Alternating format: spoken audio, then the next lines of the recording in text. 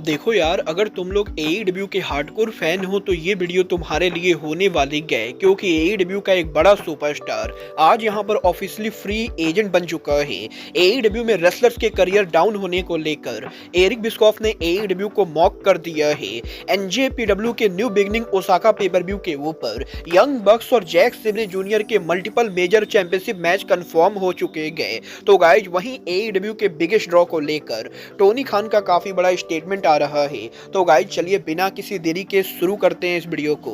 और सबसे पहले बात करेंगे एईडब्ल्यू के रेसलर की कंपनी लीव करने की।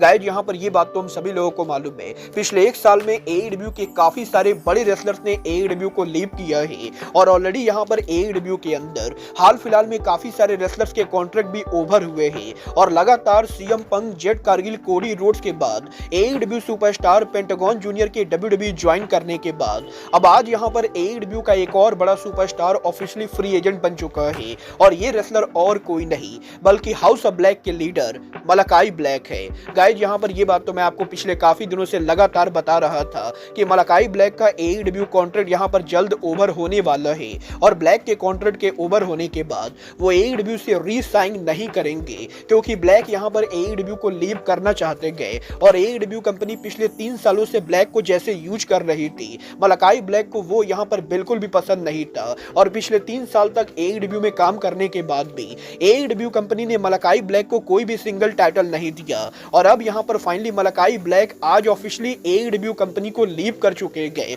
और ब्लैक के कॉन्ट्रैक्ट के ओवर होने के बाद एईडब्ल्यू की वेबसाइट के ऊपर भी मलाकाई ब्लैक का नाम यहाँ पर एक्टिव रोस्टर से हटा दिया गया है। और बेसिकली एईडब्ल्यू कंपनी भी ये कंफर्म कर रही है कि ब्लैक यहाँ पर अब कंपनी के लिए काम नहीं करते गए। और ये देखना काफी दिलचस्प होगा कि आज यहाँ पर ब्लैक के फ्री एजेंट बनने के बाद अब ब्लैक यहाँ पर एग्जैक्टली डब्ल्यूडब्ल्यूई के ऊपर रिटर्न कब करते गए और मलाकाई ब्लैक का रिटर्न मंडे नाइट रॉ और स्मैकडाउन में से एग्जैक्टली यहाँ पर किस ब्रांड के ऊपर होता है।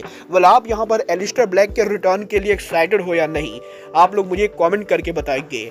बट गाइज जहां तक बात रही रिटर्न करने की, तो गाइज ये बात तो हम सभी लोगों को मालूम है, हाल फिलहाल में एईडब्ल्यू और आरओएच के farmer world champion Samoa Joe AEW के ऊपर रिटर्न हुए हैं। और यही जो के एईडब्ल्यू पर रिटर्न होने के बाद अब इस हफ्ते टोनी खान ने उनके लेटेस्ट इंटरव्यू के ऊपर एईडब्ल्यू कंपनी के सम ऑफ द बिगेस्ट ड्रॉज को लेकर बात की, जहां पर टोनी खान का ये कहना है कि year by year AEW company के अंदर काफी सारे रेसलर कंपनी में मेजर ड्रॉ बने गए और एईडब्ल्यू के अंदर समोआ जो एईडब्ल्यू के उन रेसलर्स में गए जो एईडब्ल्यू के अंदर one of the biggest draw माने जाते गए। और टोनी खान का यह कहना है कि काफी कम रेसलिंग फैंस को यह बात पता होगी कि समोआ जो भी एईडब्ल्यू कंपनी के लिए one of the biggest draw है। और एईडब्ल्यू के इंटरनल डायनेमिक्स के अंदर टोनी खान ने काफी बार ये चीजें नोटिस की गए कि समोआ जो एईडब्ल्यू कंपनी के लिए एक बड़े ड्रॉ है और समोआ जो को एईडब्ल्यू में वापस देखकर टोनी खान पर्सनली काफी ज्यादा हैप्पी गए। और टोनी खान यहाँ पर इस चीज को लेकर काफी एक्साइटेड है कि आने वाले टाइम में समोआ जो एईडब्ल्यू में और क्या कुछ चीजें करेंगे। मतलब ये तो आने वाला टाइम बताएगा कि टोनी खान समोआ जो को एईडब्ल्यू में टॉप लेवल के रेसलर के तौर पर बुक करते हैं या नहीं। बट गाइस जहां तक बात रही टोनी खान की, तो अब मैं आपको बता दूं, आज यहां पर यूएसए के अंदर सुपर बॉल हो रहा था और सुपर बॉल के ऊपर डब्ल्यूडब्ल्यूई और एईडब्ल्यू सहित रेसलिंग बिजनेस के काफी सारे बड़े लोग को देखा गया है। जहां पर डब्ल्यूडब्ल्यूई की तरफ से डब्ल्यूडब्ल्यूई के फॉर्मर ओनर विंस मैकमैन को काफी लंबे टाइम के बाद पहली बार किसी पब्लिक इवेंट के ऊपर देखा गया। तो वहीं विंस मैकमैन के साथ साथ उनके बेटे शेन मैकमैन भी सुपर बॉल के ऊपर मौजूद थे। बट गाइस यहां पर विंस मैकमैन और शेन मैकमैन के अलावा सुपर बॉल के ऊपर एईडब्ल्यू की तरफ से मर्सिडीज मोन और स्वर्व स्ट्रिकलैंड मौजूद थे। तो वहीं यहां पर एईडब्ल्यू के प्रेसिडेंट टोनी खान भी सुपर बॉल के ऊपर स्टेडियम के अंदर मौजूद थे।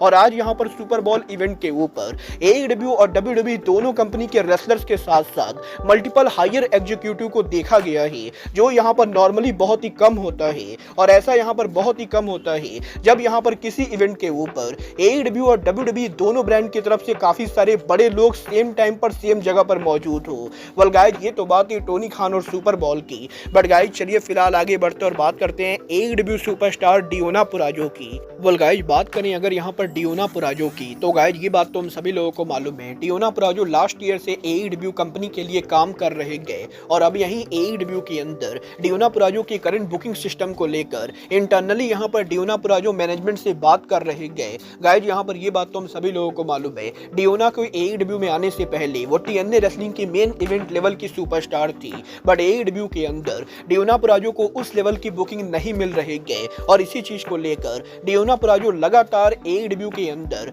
बैक स्टेज एरिया पर मैनेजमेंट से बात कर रहे गए और फाइटफुल सेलेक्ट ने इस चीज को कंफर्म किया है कि डियोना पुराजो वैसे तो बिल्कुल भी फ्रस्ट्रेटेड नहीं गए, बट वो यहाँ पर पॉजिटिव वे के अंदर AEW के मैनेजमेंट से लगातार उनकी स्टोरी लाइन और बुकिंग को लेकर वीक बाय वीक डिस्कशन कर रहे गए और डियोना पुराजो मैनेजमेंट को ये क्लियर कर रहे गए कि वो AEW के अंदर टीवी के ऊपर और ज्यादा स्ट्रॉन्ग स्टोरी के साथ फीचर होना चाहते गए और वो AEW के अंदर वुमेन डिवीजन के अंदर मेन इवेंट लेवल की सुपरस्टार के तौर पर दिखना चाहते गए। वाला अब ये तो आने वाला टाइम बताएगा कि टोनी खान की मैनेजमेंट यहाँ पर डियोना पुराजो को TNA लेवल पर बुक करेगी या नहीं।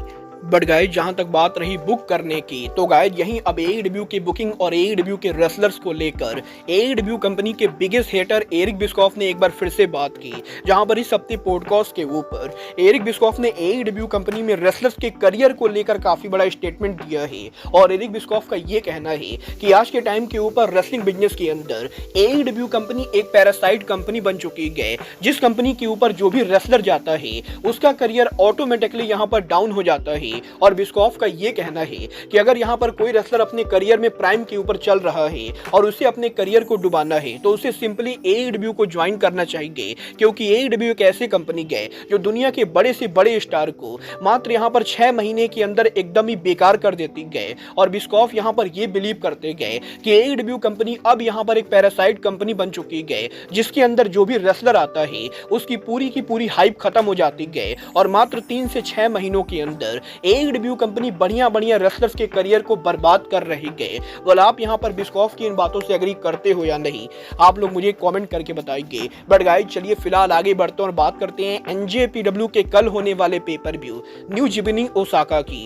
वेल बात करें अगर यहाँ पर NJPW के new beginning Osaka pay per view की, तो अब मैं आपको बता दूं कल यहाँ पर NJPW कंपनी ओसाका के अंदर उनका annual new beginning pay per view करेगी, जहां पर इस साल new beginning Osaka pay per view के ऊपर काफी सारे हाई प्रोफाइल टाइटल मैचेज होने वाले गए। वेल इस साल न्यू बिगिनिंग ओसाका के ऊपर हमें यहाँ पर शो पर नॉन टाइटल मैच के अंदर शोता इम्यूनो एक्शन में देखने को मिलेंगे, जो यहाँ पर ग्रेट ओखान को फेस करेंगे। तो वहीं former IWGP world champion Sanada show पर एक्शन में होंगे, जो यहाँ पर ताइची को फेस करेंगे। बुलेट क्लब के मेंबर ड्रिला मुनाली एक्शन में होंगे, जो सिंगो ताकागी को फेस करेंगे। तो वहीं लेजेंड टोगी मकाबे एक्शन में होंगे, जो हिरोशी तनहाशी को फेस करेंगे। बट इसके बाद यहाँ पर शो के ऊपर टोटल 5 बड़े टाइटल मैचेज होंगे, जहां पर IWGP junior heavyweight tag team championship के लिए कल यहां पर रॉबी ईगल और फुजिता उनका टाइटल रॉकी रोमेरो और यो के खिलाफ डिफेंड करेंगे। तो वहीं NJPW के never openweight champion AEW superstar Konosuke Takeshita उनका नेवर ओपन वेट टाइटल हमें यहां पर शो के ऊपर बोल्टिन ओलेग के खिलाफ डिफेंड करते हुए दिखाई देंगे। NJPW के IWGP heavyweight tag team champion the young box कल यहां पर NJPW पर रिटर्न करेंगे, जो यहां पर NJPW का टैग टीम चैंपियनशिप टेत्सुया नाइटो और हिरोमु ताकाहाशी के खिलाफ डिफेंड करेंगे। तो वहीं NJPW के brand new global heavyweight champion Yota Tsuji का टाइटल भी ऑन द लाइन होगा, जो गेप किड के खिलाफ उनका टाइटल डिफेंड करेंगे। और फाइनली शो के मेन इवेंट के ऊपर prestigious IWGP world title on the line होगा, जब जैक सेब्रे जूनियर उनका टाइटल NJPW के one of the biggest underdog superstar Hiroki Goto के खिलाफ डिफेंड करेंगे। वाला आप यहाँ पर न्यू बिगिनिंग ओसाका के लिए एक्साइटेड हो या नहीं, आप लोग मुझे कमेंट करके बताइए। बट गाइज अब आज के इस वीडियो में बस इतना ही, मैं मिलता हूँ आपसे अपने अगले वीडियो में। बट गाइज तब तक के लिए goodbye, good night and bang.